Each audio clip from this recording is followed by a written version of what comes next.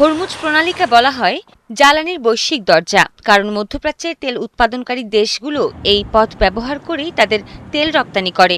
Hormuz না থাকলে মধ্যপ্রাচ্যের তেল এত সহজে পশ্চিমা বিশ্বে সরবরাহ করা যেত না। হরমুজের অবরোধের কারণে মধ্যপ্রাচ্যের তেল রপ্তানিকারী দেশগুলোকে তাদের পণ্য পাঠানোর জন্য বিকল্প পথ খুঁজতে হচ্ছে। বেশিরভাগ দেশ তেলের দৈনিক উত্তোলন অনেকাংশে কমিয়েছে।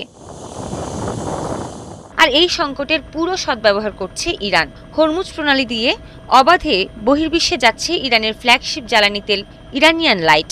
গোয়েন্দা সূত্র ও আন্তর্জাতিক বাজার পর্যবেক্ষণকারী সংস্থাগুলোর তথ্য অনুযায়ী ইরান থেকে প্রতিদিন গড়ে 10,60,000 ব্যারেল তেল বহির্বিশ্বে যাচ্ছে। ইরানের মূল ভূখণ্ড থেকে প্রথমে এই তেল খার্ক দ্বীপের টার্মিনালে নিয়ে যাওয়া হয়, তারপর সেখান থেকে হরমুজ প্রণালী ও পারস্য সাগর দিয়ে বহির্বিশ্বে যায় ইরানি তেল। বাজার পর্যবেক্ষণকারী সংস্থাগুলোর তথ্য অনুযায়ী যুদ্ধের কারণে ইরানের তেল উত্তোলন বাধাগ্রস্ত হয়নি।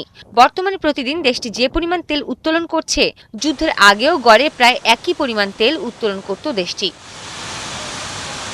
বরং যুদ্ধের কারণে তেল থেকে ইরানের আয় বেড়েছে। তেলের যোগান অনিয়মিত হয়ে পড়ায় আন্তর্জাতিক বাজারে প্রতি ব্যারেল অপরিশোধিত জ্বালানি তেলের দাম $100 ছাড়িয়ে গেছে।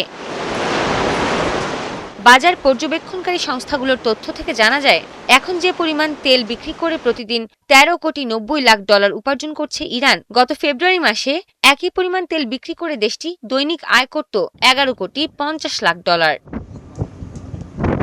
নিজেদের তেল খাত থেকে আয়ের পাশাপাশি হরমুজ প্রণালী থেকেও আয় করছে ইরান। গত কিছুদিন ধরে হরমুজ প্রণালী দিয়ে যেসব জাহাজ চলাচল করছে তাদের কাছ থেকে টোল আদায় করা হচ্ছে। এই টোল থেকে প্রতিদিন দেশটির উপার্জন হচ্ছে $20 লাখ।